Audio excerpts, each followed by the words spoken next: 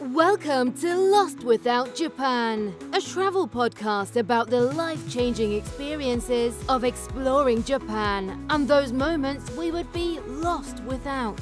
For your listening pleasure, allow me to introduce your very own Kanko Guido, Michael.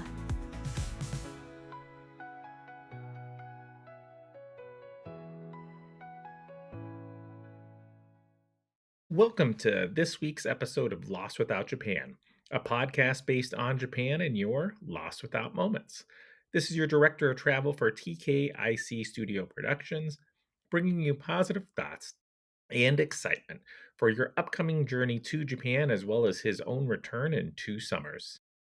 We would like to thank you for giving us a bit of your time today and truly hope this podcast finds you in a good place or on the path to a better one, no matter how it may seem at this moment. If you're new to the podcast, welcome. If you're a returning Lost Without listener, thank you for your time and returning once more. Today's podcast episode is a day trip and part of what could potentially be a 3-part series on Tokyo. I don't know if those are going to run consecutively in day trip spots, if we'll fill some other things in between then. But again, this is based off of what was discovered from the Japanese magazine Popeye, which is normally a fashion magazine.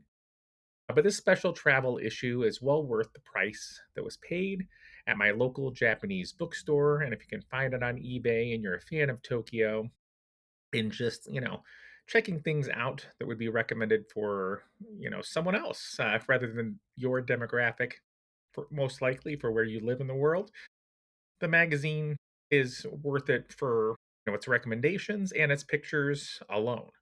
So with that, let's go ahead and explore Tokyo, Japan together. And if you happen to have that magazine, please, follow along with us while we do. Remember, you can reach out to the show anytime at lostwithoutjapan@gmail.com or on Instagram at lostwithoutjapan. Trying to get our follower count up to 1,000. So if you're listening and have not followed, would greatly appreciate you taking the time to do so. And if you do follow, sharing with people that you think might appreciate this content in the comments, I guess, that I'm making, would be greatly appreciated. So, for today's episode, if you're listening through this point, all Google Map locations will be saved in today's show notes. So, if you don't have the magazine, you can still follow along with us by clicking on the links that are there. We are beginning on page 21. For those of you who happen to have the magazine, again, issue 937, May 2025, Popeye issue in Tokyo. If you'd like to join us for the part 2 talk of this, you have, probably 6 weeks from when this episode drops to get your own issue. I have discussed Tokyo on multiple occasions in the past, so I'm going to let Popeye kick this episode off for us to, with its quote: Tokyo feels more likely than ever. You sense the excitement daily just walking through the city. Some is the influx of global tourists, and some is the numerous openings of new shops and buildings. But there's more going on.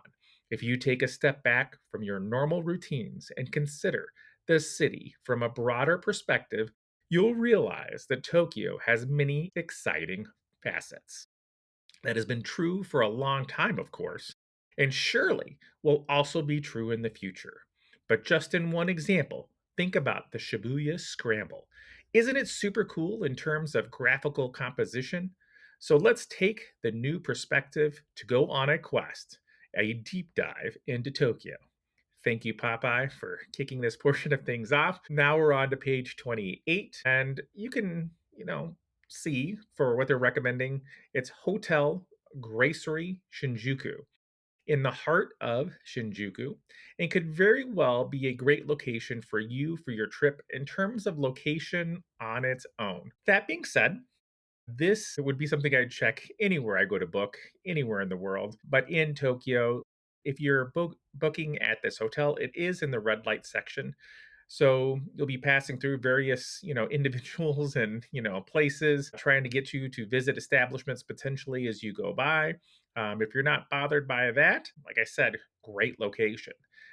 And by staying there, you get an amazing view of the area, as well as getting to experience a life-sized Godzilla. Depending on your, where you're staying in the hotel during that visit, this could make the room worth it for you. The picture that they have present, you see Godzilla right out the window with you. Rooms are mentioned to be small when traveling with luggage, but it is Tokyo. Much like some places within Chicago by me, you go and stay anywhere in a major city, you're not going to have large rooms, and Japan is no exception to this. Up next is the ramen restaurant Hope Ken on page 30 of the issue, which is located in Shibuya and has been open since 1960. What else do you need to know except that its bowls of ramen are available to you 24 hours a day, 7 days a week, except for holidays, and most likely the day after a holiday as well. As past guest Steffi mentioned on their Instagram recently, great follow, by the way. From the pictures, you might think that the flavor of the ramen is quite strong, but it's actually quite mild and makes a great snack when you're coming back from some late night fun. That being said, this will likely not be what you consider to be the best bowl of ramen you have while in Japan, but late at night, when your options are limited, it may just feel like it is in the moment. Serving sizes are a good deal larger than what you normally find at other ramen restaurants. So I'd recommend not going for the largest size offer. Just kind of look at whether people have ordered other things that are out there. And when you go to use the ticket machine, that fortunately, largely because of the area, also offers a button that says English to help you with your order. It's great.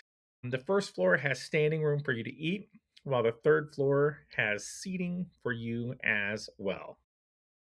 Up next, we will focus on some dining options on page 33 in the area of Asakusa in Tokyo. Then we move on to some amazing options for your time exploring Kurame. I will admit that Setsu and the desserts pictured to pair with coffee on hand immediately caught my eye. The owner, Tomoki Uchimaya, has many glowing reviews for their customer service. It is also mentioned that they speak English and have wonderful music selection for those that are enjoying them, with their coffee and things that are here. More than one person mentioned wishing they'd found the spot earlier in their visit, and they would have ended up making it a daily, spot to visit within their time for Tokyo. This location, after reviewing it, even made it into my own personal has to happen next time in Tokyo with my daughter's list. Although there are no vegan sweet options currently at the cafe, there are puddings and cheesecakes that seem to be calling my name, and I hope that will be available when I visit next. But I expect the options to be rotated by what's available, depending on the season and how late you end up visiting in the day. So if you have something that you hope to be able to get, go early, and that way you don't miss out. I'll list the times on Google that the location says it's open, but that being said, more than one person mentions that times can vary quite a bit. Sunday through Tuesday, they look to be open from 10 a.m. to 5, with Saturday being noon to 6. On Wednesday and Thursday, the location is closed. You can expect to be able to enjoy espresso, lattes, a cafe americano, and even coffee from other locations within Japan, like Kofu. Next up is Chinya, a hot pot and sukiyaki restaurant that would have probably provided Bob and Charlotte with a great hot pot experience when they explored Tokyo together. Not only do they provide you with the options of kanzai style, where your meat and negi, or green onions, are grilled before you add the broth, but they also offer Kanto style, where your meats are cooked directly in the broth at your table. Not sure which you would like better. No better excuse to be made to end up going twice. Solve that problem and figure out the answer for yourself. That being said, this is not going to be a cheap night out, as pricing can range from more than 16,000 yen down to around 10,000 yen per person without alcohol, but does include some tea, soup, dessert, and a range of meats and veggies. Pricing does increase with the quality of the meats chosen, however. With a group, this would be an amazing experience to go all out for one night. Please be aware, though, that if you're traveling, within groups, there's a 10% charge added to your bill. I don't want you to be caught off guard, as you go to pay. There are English and Japanese menus available that you can look at, but you could also just hop on Google ahead of time, look at the pictures that you want, see what you want to have while you're there, and enjoy your night to its fullest. The restaurant has been around since 1880, and because of that, there can be some quirks you may not expect. One of those is you should bring your own slippers with you if you have larger feet, as you are going to be asked to remove your shoes depending on where you end up being seated. This is considered a very high end dining experience, and I would very much recommend showering and changing into some of your nicer clothes you brought for your visit. During the week, they close between lunch and dinner, and on weekends, they are open the entire time.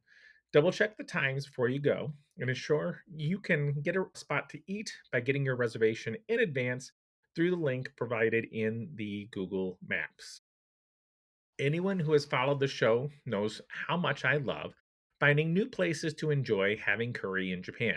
And Curry Shop Putsuyani offers just that. One of the most unique dishes that they have is a seafood curry, with many people commenting on the quality of the dishes being served. That being said, there are some potential red flags. If you do not know Japanese and want to visit, as there's no English menu being offered. Although the meal, which can run between 2,000 and 3,000 yen, may not seem expensive at first, it can end up being, more than what you thought if you're used to getting free refills like overseas and you get multiple drinks, as that can add, charges onto what you have. And like to easily be like, hey, wait a moment, what's going on? So just something to be aware of. Also, this location is no different than others in regards that sometimes if you ask for an English menu, you're going to be limited on the number of choices you have versus the Japanese menu.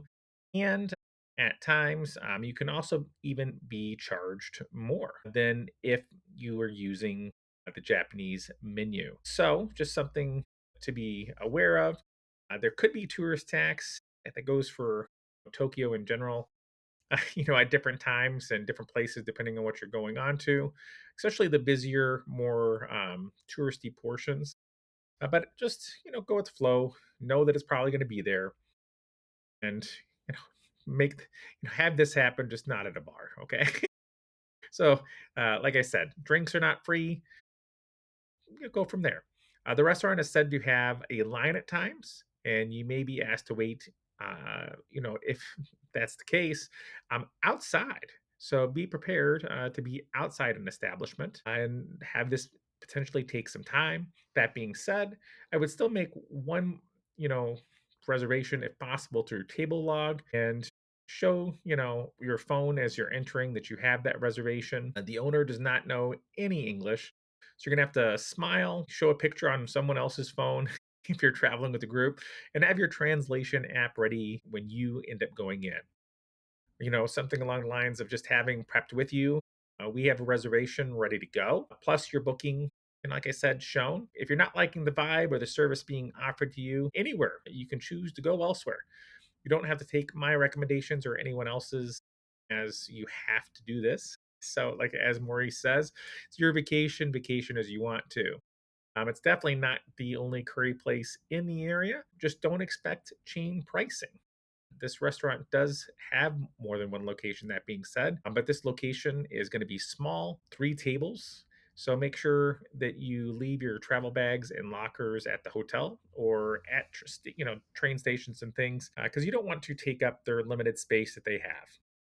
Next up, we move on to locations near the Kurame subway station near the Sumida River on page 35, beginning with the coffee shop Arc.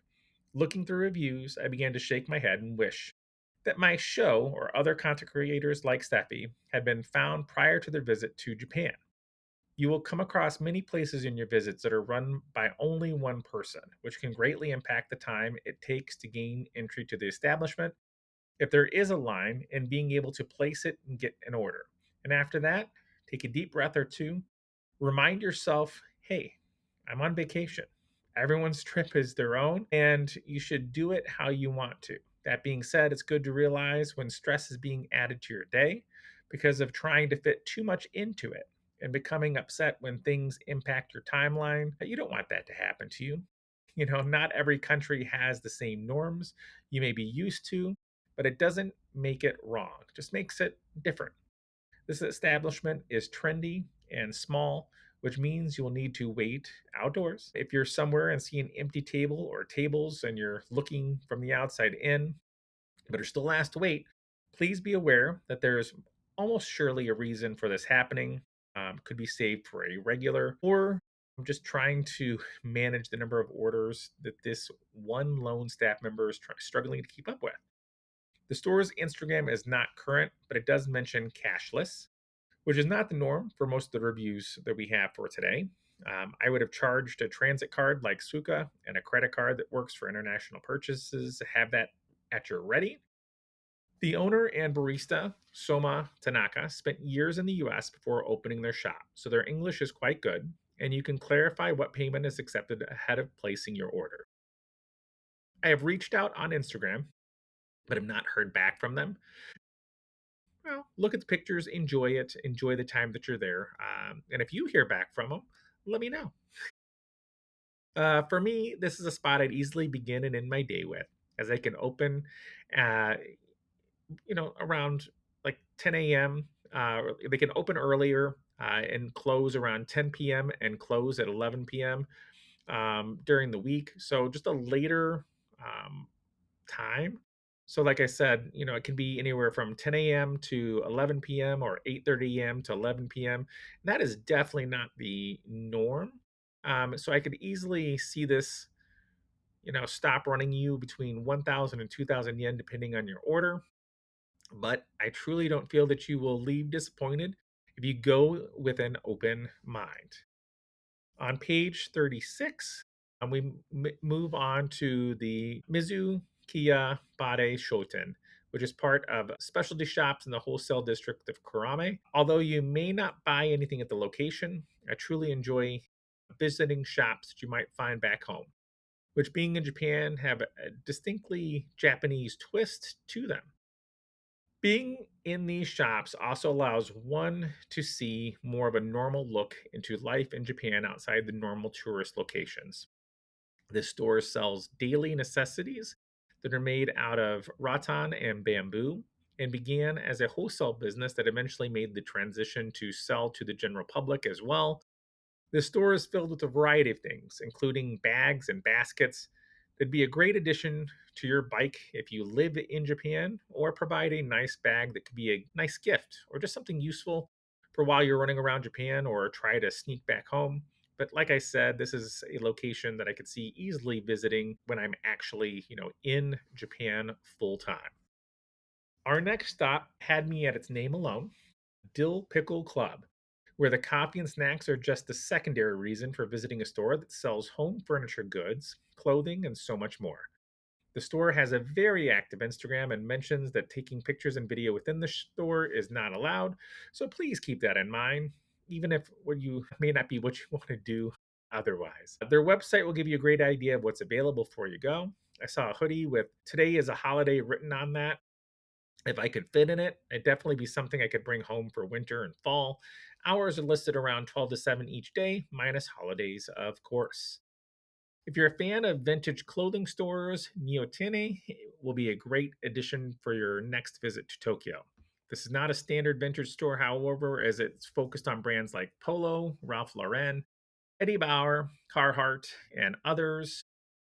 Pricing for these stores is usually a good deal higher than what you would expect if you've not been to vintage stores in Japan before, but this is going to be even more than what you might normally expect. So just, you do you. But I do live by the rule: if you find something you truly liked, to get it and not hope that it's there when you get back. Say the same if I visited the location, but that being said, I hit one or two stops prior to getting there just to check pricing before I end up arriving at the location.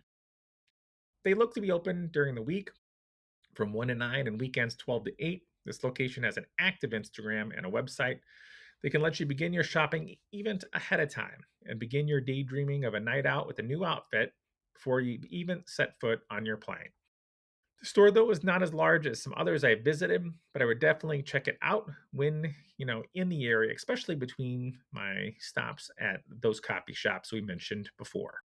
If you feel that spending more than $3,000, yes, dollars, not yen, $3,000 on a vintage jacket is within your price range in buying from a store that won't show up on Google's Maps is your thing, then Tommy's Vintage Shop is for you. Their website and Instagram are very active, and you can see that it is loved by those that are targeted, for the specific clothing styles and things like that within Japan. And there are even places in the US that you have to be in the know to know where it is. They don't advertise by typical means, more word of mouth. And I'm going to save a spot on Google Maps along with their website in the notes of locations that is closest to this shop if it's of interest to you. It looks like their hours are truly, though, all over the place. They can go to the US to buy vintage clothes and bring back, which could leave the shop closed, at times for a month with limited hours in between that. So it might be a good idea to reach out on their site by the contact form just to say, hey, I'm planning on being here these days. What are your hours during that time? Just to make sure if this is truly something you want to have happen on your vacation, that you increase the odds of that being successful. With that being said, we are going to move our adventure to the area of Ginza, and that is going to be on page 38 with a section divided into areas of things to do in the morning, noon, and night. For the morning, they have 5 suggestions, but we'll kick it off with Cafe Paulista, which was founded in 1911 and offers much more than just a cup of coffee. Although it may not be your typical breakfast shop in the States, it does have a variety of options that I feel are quirky things that I've grown to love for my travels in Japan. One of those being pizza toast and a hot dog set. If like something to really have fun with your coffee in the morning. My hot dog set being my go-to with my cup of coffee if I was going to be doing this. Why not? All of you may not be shared with this, but I have so many great memories around hot dogs sets in Japan. I'm not going to pass one up when I have the opportunity to add another to that in hopes that that memory will be born, like my other friendships that have come from doing just this, having a new friend come of it, someone else enjoying that hot dog set with coffee in the morning. If visiting again, I'd look to take on the homemade scones. I saw pictures of it available and would truly be okay with anything less than 2,000 yen that you're likely to spend, unless you're looking to add some sweets on to your already sweet mocha chocolate chip pancake meal. Just remember, vacation weight does not count till you get back home. They are open each day and have a website. I check out before your visit and look at the prepackaged coffees you could bring home as well as gifts or even coffee supplies for those of you within Japan or those of you who don't mind bringing them back home. The site is truly wonderful and even shows days and hours they will be open. So I would check that out and not rely upon what's on Google Maps for our visit. I love, absolutely love when locations that I'm, going to have that on their website because most likely barring some sort of fluke something, it's going to be accurate. In the reviews, I mentioned some rules of Japanese travelers I should say, who are traveling to Japan that are not Japanese may be unaware of. In Japan, in most places, um, like if you're traveling there on the first time, and you're going to get something to eat. In the States, you could order a plate of something and share between the two of you, and the majority of the times, overwhelming majority of the times, no one's going to bat an eye, not going to say anything to you. You know, just it's going to be okay, right? Two people sitting in a coffee shop, one person ordering, one person not, just sitting and chatting together. Again, fine. Like just passing the time, like going into a location, ordering something to drink, and then staying for a while. As you see some people do at coffee shops out by me too. You get your drink, you nurse it for an extended period of time, you know. And again, it's kind of okay. But I would not plan that to be your course of action for Japan. right? For a lot of the shops and things like that, they're going to be small. And when you are there, you're taking up places for them to, have customers and make money. So, just look around, look to see if you see signs that say no photos allowed. If you're going to take a photo, even if you don't see one, ask before you do so, because it could be even as something as like no photos allowed. That means even if you're going to be taking pictures of your own coffee, food, or otherwise. So, let's have some positive, things come from those that are visiting and, add to that goodwill for those that are going to be following after you. For our noontime adventures, we're going to stop at what may be the oldest unagi restaurant in Tokyo, with Chikuyo Te main store being over 100 years old and being run by the fifth generation of owners. There are two of these locations in Tokyo, with this being the original one, but both have been around for some time. For those of you not familiar with unagi, it is eel, and although the prices may seem a bit high at first glance, it is actually not horrible for what you might find around in Tokyo otherwise. If you've not tried it before, I can say that even though I am like really anything but a fan of most fish dishes, I have enjoyed it when I've had it in the past. Definitely more than what I thought. I had a barbecue version that was, one again, I'd say enjoyable. That being said, I'd only get it with the sauce and draw the line at not most likely exploring the eel liver soup. A few nice perks for this locations are that they do accept credit cards and offer menus in both Chinese and English. You can expect to find sometimes small bones in your eel, so just be careful while you're eating. And if you're seated upstairs, you're expected to remove your shoes. Reservations can only be made in person or by phone. So I'd aim for lunchtime when you could find it not only a little bit less busy, but also save some money for your visit. I'd expect to spend around 3,000 to 4,000 yen per person, not including drinks, with pricing for they have like different private tatami rooms significantly higher and increasing your price that you're going to be spending to around 10,000 yen per person. For nighttime, we're going to be stopping by Ginza Astor main store, where my advice to you is go hungry and expect to spend more than 10,000 yen per person when you do. You can expect to book your reservation ahead of time, though, through the link on Google Maps, which is a plus. And I make sure, as with a number of spots we have talked about today, I'd go showered, smelling nice, dressed nice, and leave your bags behind. Say like, for a lot of these, like if you're thinking of staying at the, Grand Hyatt, the Ritz, think about your attire as you're going. This location specializes in authentic Chinese cuisine made for a Japanese taste palette and is even recognized by the World's Chinese Cuisine Federation in Beijing, China. You can go with at least two people for one of their main course meals, both for lunch and dinner. That being said, there's going to be a lot of seafood. I'd be aiming for lunch if I did choose to go myself, saving some money and avoiding the shark fin soup that is served at dinner. This is not something I would normally have recommended if we were doing our talk based on, if we weren't doing our talks based on, Popeye magazine recommendations or my own travel talk for Tokyo, but it is your vacation and let you know if this is something that's interested to you. Please check out the pictures and menus that are available through their site before visiting. And their menu changes with seasons. They do offer all you can drink meal plans as well. But if you're doing that, that's going to run you around 25,000 yen per person when you do end up going this route. And I know we like it for 10 right now for like 10,000 yen. It's probably around $70 US.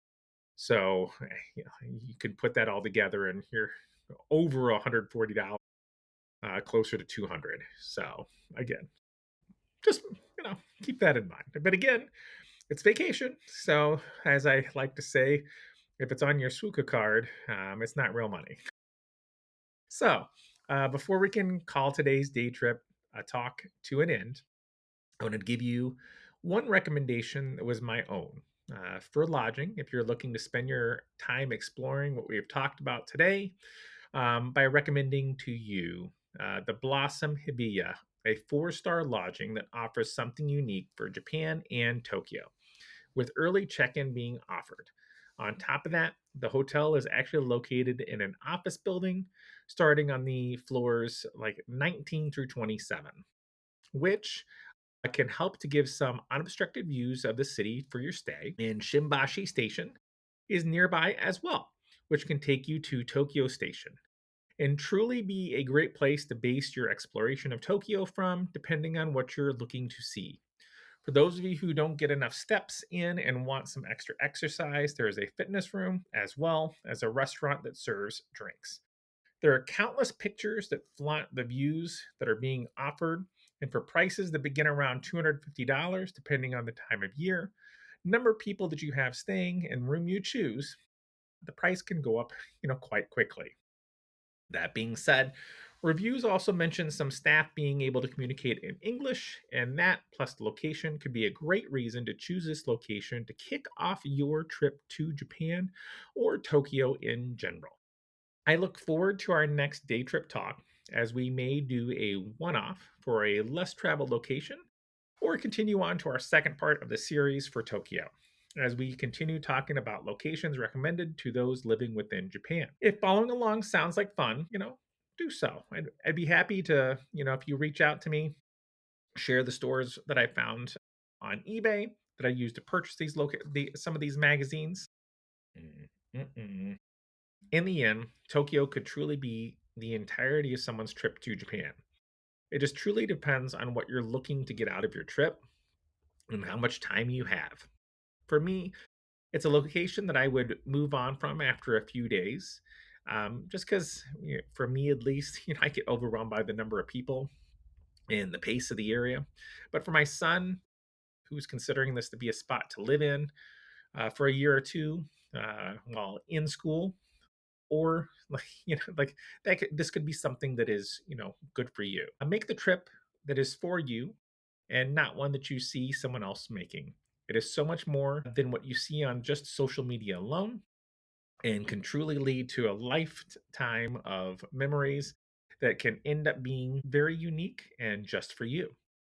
And with that, the last statement we're going to make before bringing our day trip to a talk, is that, and just if you could, like I said earlier, give a like, a comment on your favorite streaming service, and for updates on the show, follow us on Instagram at Lost Without Japan.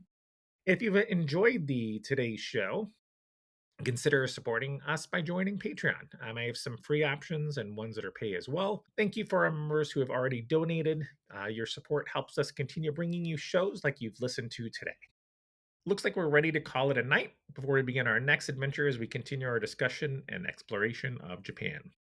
On behalf of Lost Without Japan and the entire crew, I'd like to thank you for joining us on this trip, and we look forward to seeing you on board again in 2 weeks for our next episode. To everyone out there, oh ginky day, stay well, my friends.